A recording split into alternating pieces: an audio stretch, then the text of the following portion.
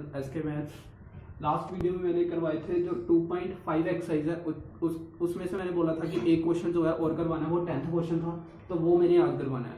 तो वो क्वेश्चन क्या है, ये वाला क्वेश्चन है 0.25 4f - 3 0.05 10f - 9। वैसे इसमें भी कोई डिफिकल्ट बात नहीं है, बट बच्चे क्या करते हैं, ये पॉइंट वाली टर्म को देखकर डर जाते हैं कि ये क्वेश्चन कैसे होंगे।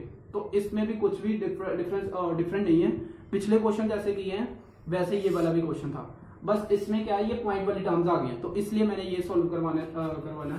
तो 0.25 को सिंपल आपको पहली क्लासेस में ये आपने सीखा ही होगा कि अगर हमारे पास देखो 2.5 है, अगर पॉइंट को हटाना है तो सीधे लिख दो 25, और पॉइंट के बाद टर्म्स कितनी है, 1 टर्म है ना, तो 1 के साथ एक जीरो लगा। और भी जैसे 3.65 है, अब इस टर्म को पूरा का पूरा लिख दो 365। तो पॉइंट को हटाना है, तो पॉइंट को हटाने के लिए क्या करेंगे, 1 के साथ कितनी टर्म्स है पॉइंट के बाद 2, तो इसके साथ 2 जीरो। ऐसे ही और भी कोई जैसे 4.6568 है, ठीक है, तो इसको हटाना है, पहले पूरी टर्म लिख लो बिना पॉइंट के पूरी टर्म, और नीचे क्या करना है, 1 के साथ उतने जीरो लगा दो जितने पॉइंट के बाद नंबर है। कितने नंबर है, 1 2 3 4, तो 4 जीरो लगा दो। तो ये ऐसे हम किसी भी टर्म को कन्वर्ट कर सकते हैं पॉइंट में से दूसरी जो सिंपल टर्म्स है उसमें, ठीक है। तो मैंने ये बता दिया। अब देखो ऐसे ही कोई क्वेश्चन जैसे 0.3 है, तो 0.3 को क्या लिखेंगे, 0.3 मतलब 3 आ गया ना अकेला, 0.3 का मतलब क्या होता है, 3 ही होता है, तो इसलिए मैंने यहाँ पर सिर्फ 3 लिखा है। पॉइंट के बाद कितनी टर्म्स है, 1, तो 1 के साथ एक जीरो आ जाएगा, ठीक है। तो ऐसे ही मैंने ये इसलिए बताया क्योंकि मैंने इस क्वेश्चन को जो ये वाली टर्म्स है ना, इनको फिर से डिवाइड बाई रैशनल नंबर में ही कन्वर्ट कर देना है, ठीक है। तो देखो अब ये 25 है, 0.25 है, मतलब 0.25 है, ये 0.05 है, ठीक है।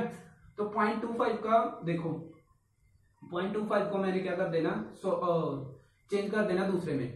अब 0.25 को क्या लिख सकते हैं हम, सीधे 25 आ गया ना, क्योंकि देखो ये वाली टर्म को पॉइंट हटाकर अगर लिखेंगे, मतलब 0.25 है, तो 0.25 को हटाकर लिखेंगे तो 0 to 5 ही होगा, डिवाइड बाय मतलब 1 0 0 यही होगी, पर 0 to 5 है तो 25 पे बोलेंगे, इसलिए मैंने अकेला 25 लिखा। तो 25 के बाद 1 के साथ कितनी जीरो आ जाएंगी, पॉइंट के बाद 2 टर्म्स है, 2 है और 5 है, तो 2 टर्म्स है तो 00 आ जाएगा, ठीक है। 4f - 3 वैसे ही। अब ये 0.05 फिर से ये 5 ही है अकेला ही, तो 5 डिवाइड बाय पॉइंट के बाद कितनी टर्म्स है, 1 2, तो इसके साथ भी 00 आ जाएगा। 10f - 9 ये हो गया। अब देखो आगे, अब क्या करना है, हमने क्या करना है, f वाले अलग और बिना f वाले जो है वो अलग करने। अब पहले तो ये करो, अब ये देखो ये भी 100 है, ये भी 100 है, दोनों साइड क्या हो रहा है, डिवाइड। अगर मैं दोनों साइड 100 मल्टीप्लाई कर दूं तो ये दोनों 100 जो है वो आपस में कैंसिल आउट हो जाएंगे, ठीक है। तो मल्टीप्लाई, यहां पर मैं लिख देता हूं मल्टीप्लाई। ये क्वेश्चन वैसा बन गया जैसे हमने जो पहली एक्सेल की थी ना, स्टेप में लिखकर कि स्टेप 1 स्टेप 2 वैसे सॉल्व करते थे, तो वैसे ही मैंने इसमें भी 100 को खत्म करना है। पहले तो 100 खत्म करने के लिए ये डिवीजन में है, तो दोनों तरफ मल्टीप्लाई कर दो, multiply by 100 on both side, दोनों तरफ क्या कर दो, मल्टीप्लाई कर दो 100 ऑन बोथ साइड। तो 25 divide by 100, 4f - 3 equal to 5 by 100, 10f - 9 multiply 100। तो ये क्या हो गया, कैंसिल आउट दोनों, इसको भी 100 से मल्टीप्लाई करना था ना, तो 100 कैंसिल आउट, ठीक है, दोनों तरफ। तो यहाँ पर बच गया 25 4f - 3, यहाँ पर क्या बच गया 5 10f - 9। अब इन दोनों को सॉल्व कर लो जैसे पहली क्वेश्चन की थी। पहले में क्या किया था, ब्रैकेट वाली टर्म को मल्टीप्लाई, 25 को 4 से करोगे तो 100f, 25 4 जा 100 हो गया तो 100f, 25 3 जा 75, फिर 5 10 जा 50 और 5 9 जा 45, ठीक है।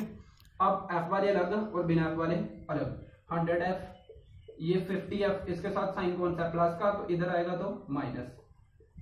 दूसरी तरफ ये 75 ये -45 वैसे ही आ जाएगा, -75 दूसरी तरफ जाएगा तो किसका हो गया, प्लस का।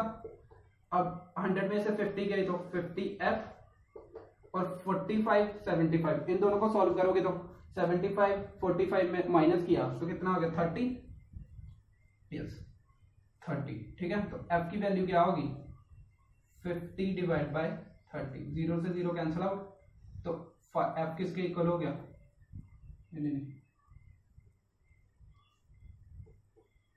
ये 30 है ना, तो 50 एक्स्ट्रा है तो 50 डिवाइड होगा ना, 50 डिवाइड होगा, f की वैल्यू कितनी होगी 30 डिवाइड बाय 50, 0 से 0 कैंसिल आउट, तो ये आ गया 3/5।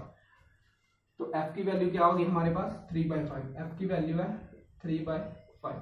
फिर से देख लो एक बार इस क्वेश्चन में क्या किया है, पहले तो ये वाली टर्म्स को बस कन्वर्ट किया, बाकी सारा क्वेश्चन सेम ही किया, बस इसको कन्वर्ट कैसे करना, पॉइंट वाली टर्म अगर इस क्वेश्चन इन जैसे क्वेश्चन में पॉइंट वाली टर्म्स आती है तो उनको हर एक क्वेश्चन में ऐसे ही करना, ज्यादातर क्या करना है बस पॉइंट वाली जो टर्म है उसको रेशनल नंबर में कन्वर्ट कर लो, तो वो आसान हो जाता है थोड़ा। तो मैंने क्या किया उसको क्या कर दिया रेशनल नंबर में कन्वर्ट कर दिया, और रेशनल में कन्वर्ट करने का मेथड क्या है कि किसी भी नंबर जो पॉइंट वाले में है, डेसिमल वाले सिस्टम में है, तो उसको अगर हमने कन्वर्ट करना है ना दूसरे में, तो पहले तो पूरा का पूरा नंबर लिख लो जो भी है ऊपर, और नीचे क्या लिखो 1 के साथ उतनी जीरो लगा दो जितने पॉइंट के बाद टर्म्स है। ठीक है, जैसे 2.5 में क्या था, एक टर्म थी पॉइंट के बाद, तो क्या मैंने 1 0 लगा दिया। अब इसके बाद इसमें क्या है 6 और 5 है, तो 2 टर्म्स है तो 2 0 लगा दे, यहाँ पर 4 है तो 4 0, 1 है तो 1 0। ठीक है, तो इसलिए मैंने इनको जो सॉल्व किया 0.25 को क्या लिख दिया 25 डिवाइड बाय 100,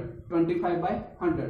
इन दोनों का मतलब सेम ही है क्योंकि ये दोनों आपस में इक्वल होते हैं, इसलिए मैंने इसको कन्वर्ट करके लिख लिया 25/100। ठीक है, तो 4f - 3 वैसे ही था, इसको भी मैंने कन्वर्ट कर लिया 5/100। 100 क्यों लिखा है, क्योंकि पॉइंट के बाद यहाँ पर भी 2 टर्म थी, पॉइंट के बाद यहाँ पर भी 2 टर्म थी, तो इसलिए 2 2 0 दोनों साइड लगाने थे। ठीक है, फिर मैंने 100 को खत्म करने के लिए क्या किया, दोनों तरफ मल्टीप्लाई कर दिया 100, दोनों तरफ 100 मल्टीप्लाई करने पर ये दोनों 100 नीचे वाले जो है वो कैंसिल आउट हो गए, और अगला जो आ गया जो बच गया वो मैंने लिख दिया। अब इन सबको क्या कर दिया मल्टीप्लाई किया अंदर, फिर टर्म्स को सॉल्व कर लिया और f की वैल्यू आ गई 3/5। सो ये 2.5 का जो लास्ट क्वेश्चन था वो भी खत्म करवा दिया। अब इसके बाद हम एक्सरसाइज जो है वो नई एक्सरसाइज शुरू करेंगे, एक्सरसाइज 2.6 जो कि इस चैप्टर की लास्ट एक्सरसाइज है, तो ये आप नोट कर लो एक्सरसाइज 2.6।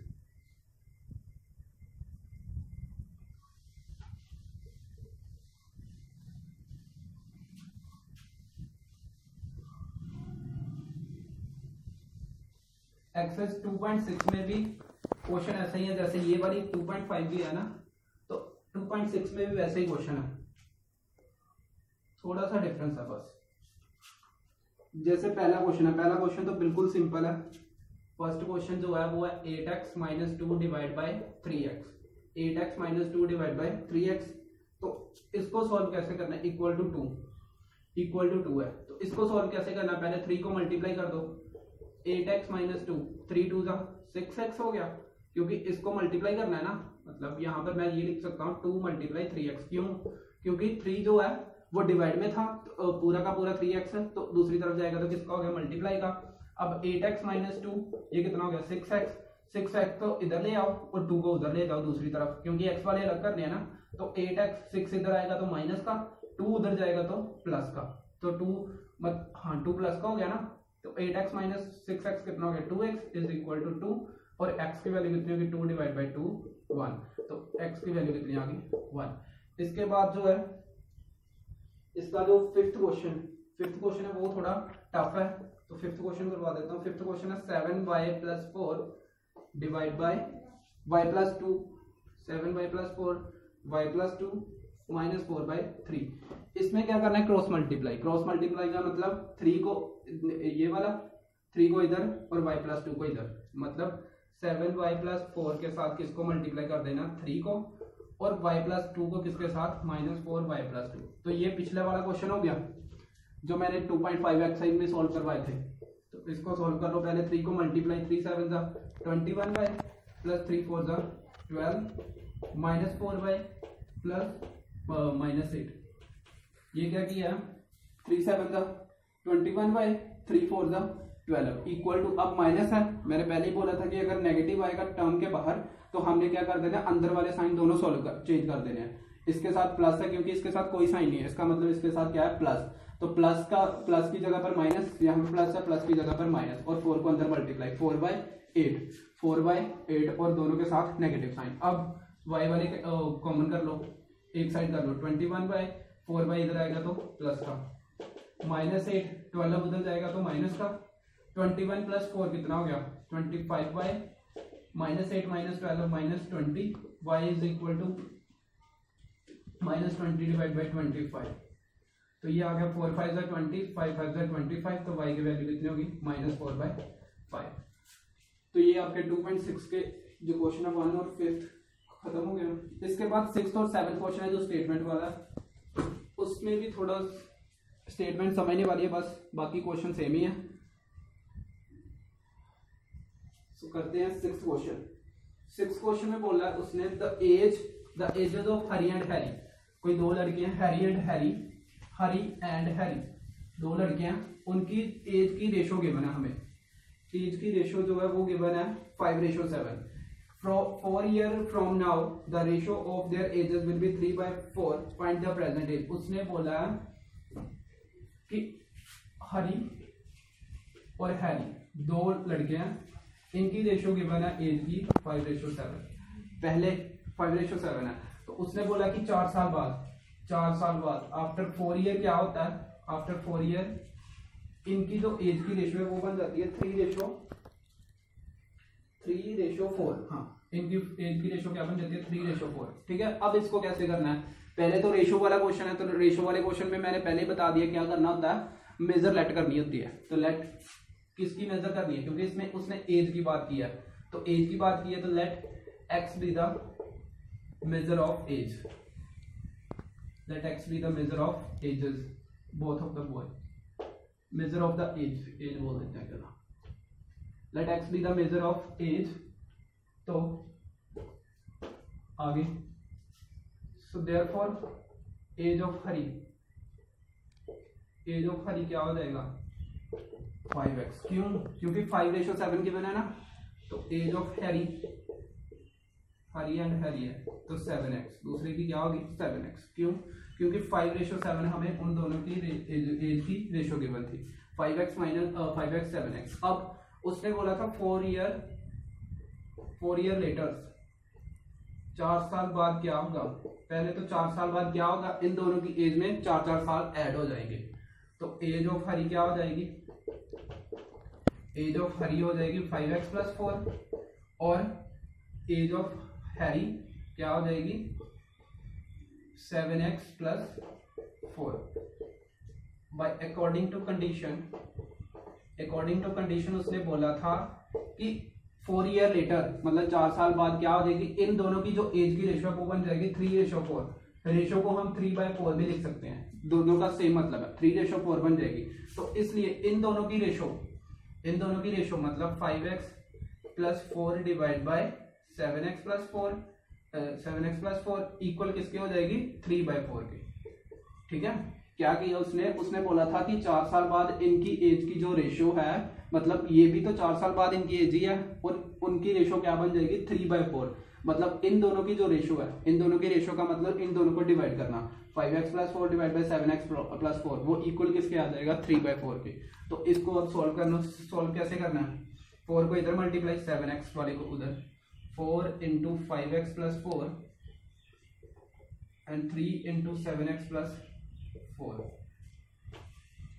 अब इसको आगे सोल्व करना है, फिर ये पिछला क्वेश्चन बन गया, अब ये भी जो करवाया, 4 को अंदर मल्टीप्लाई, 4 5 = 20x + 4 4 = 16, दूसरी तरफ 3 7 = 21x + 3 4 = 12।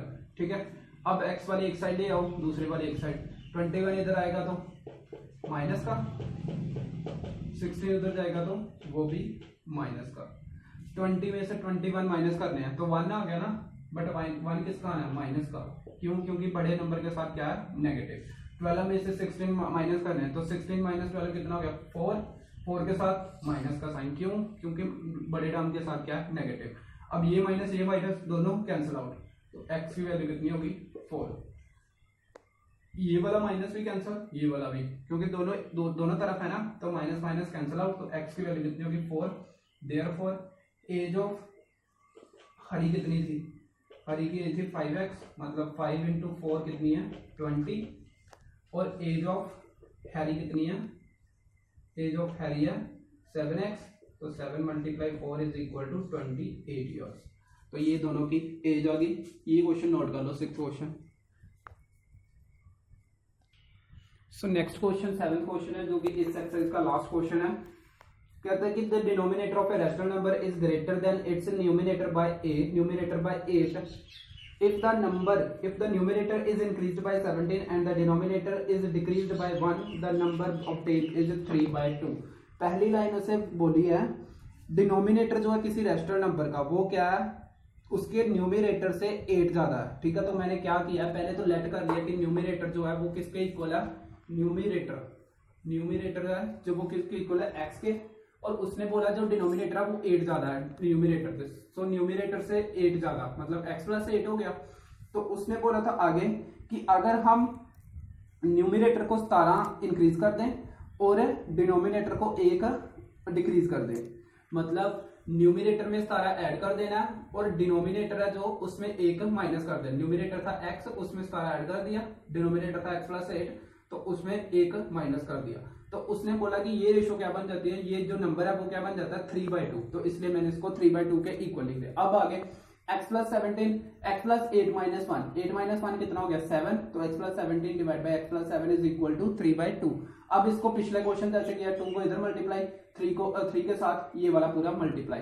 ठीक है, तो इन दोनों को मल्टीप्लाई किया दोनों साइड, ये 2x + 17, x + 7 3 के साथ। ठीक है, इन दोनों को मल्टीप्लाई करके सॉल्व किया तो x की वैल्यू आ गई 13।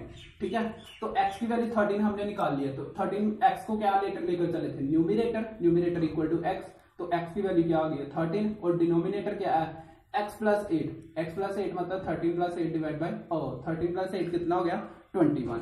तो 21 आ गया डिनोमिनेटर। जो ऊपर वाला होता है वो न्यूमिनेटर और जो नीचे वाला होता है वो डिनोमिनेटर। तो इसलिए जो नंबर है वो क्या हो गया, न्यूमिनेटर डिवाइड बाय डिनोमिनेटर, मतलब 13 डिवाइड बाय 21 जो था वो नंबर था जो उसने बोला था फाइंड करने को। ठीक है, तो ये लास्ट क्वेश्चन था इस एक्सरसाइज का 7th क्वेश्चन। इसके साथ ही जो सेकंड चैप्टर है आज हमारा खत्म होता है। अगर आपको किसी भी क्वेश्चन में डाउट है तो आप मुझे बता सकते हैं। कल हम नया चैप्टर जो है वो शुरू करेंगे, 3rd चैप्टर। आज के लिए बस इतना ही। Okay, thank you.